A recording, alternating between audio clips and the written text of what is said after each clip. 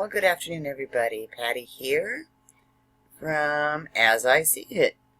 This is from Wired Business, from Emily Dreyfus today, 2/11/17. Headlines: Want to make a lie seem true? Say it again and again and again. Sound familiar?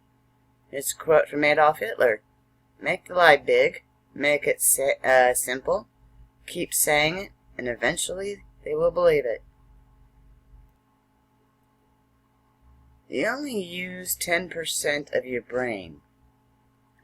Eating carrots improves your eyesight. Vitamin C cures the common cold. Crime in the United States is at an all-time high. None of those things are true. But the facts don't actually matter. People repeat them so often that you believe them. Welcome to the illusory truth effect, a glitch in the human psyche that equates repetition with truth. Marketers and politicians are masters of manipulating this particular cognitive bias, which perhaps you have become more familiar with lately. President Trump, a great businessman, he says over and over again. That's right. President Trump is a great businessman. He says that over and over. Some evidence suggests that might not be true.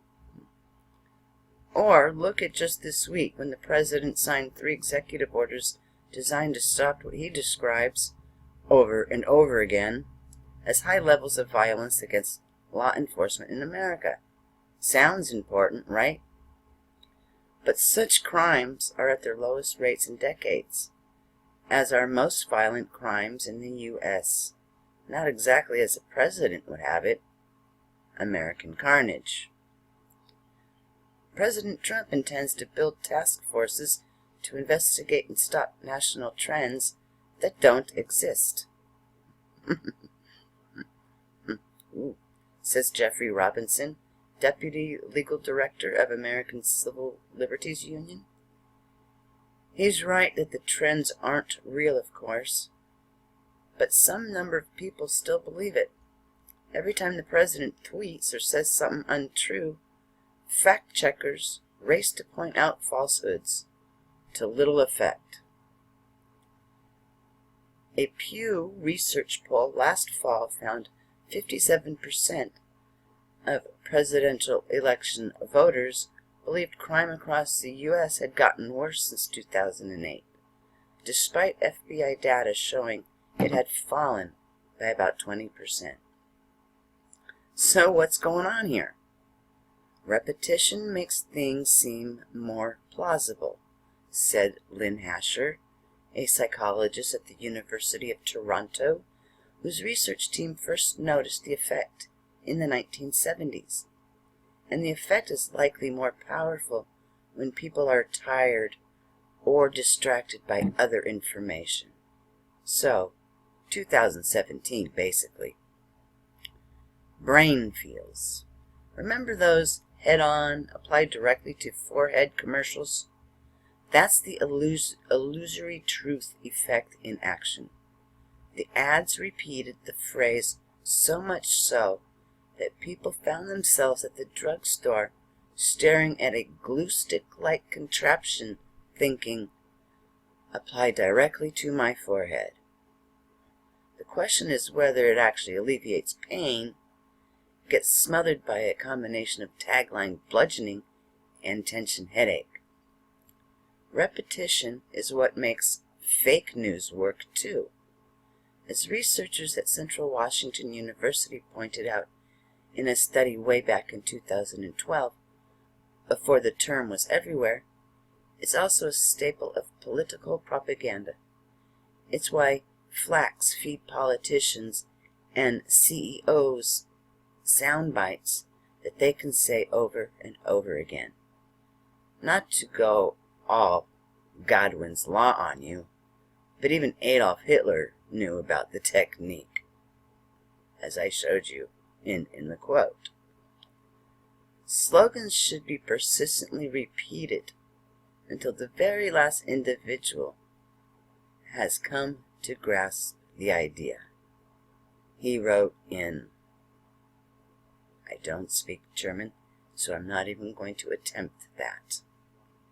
He wrote it in this right here. The effect works because when people attempt to assess truth, they rely on two things: whether the information jibes with their understanding and whether it feels familiar. The first condition is logical. People compare new information with what they already know to be true and consider the credibility of both sources. But researchers have found that familiarity can trump rationality. So much so that hearing over and over again that a certain fact is wrong can have a paradoxical effect. It's so familiar that it starts to feel right. When you see the fact for the second time, it's much easier to process. You read it more quickly, you understand it more fluently, says Vanderbilt University psychologist Lisa Fazio. Our brains interprets the fluency as a signal for something being true, whether it's true or not. In other words, rationality can be hard. It takes work. Your busy brain is often more comfortable running on feeling.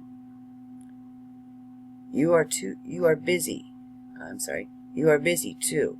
So let me get back to Trump's latest executive orders, which are mostly symbolic. They certify that the government will do what they can to keep law enforcement safe. They contain vague language that civil rights advocates worry could lead to the criminalization of protests. But while perhaps unnecessary, the orders are hardly pointless. They reinforce the idea that America is unsafe, that law enforcement officers are at risk, that the country needs to be strong, law and order, president. Data be damned. As with any cognitive bias, the best way not to fall prey to it is to know it exists. If you read something that just feels right, but you don't know why, take notice, look into it, check the data. If that sounds like too much work, well, facts are fun. Facts are fun. Alright, there you go. Facts are fun. Anyway, so, want to make a lie seem like the truth? Just keep saying it over and over and over. And eventually, everybody's going to believe it. Well, not everybody.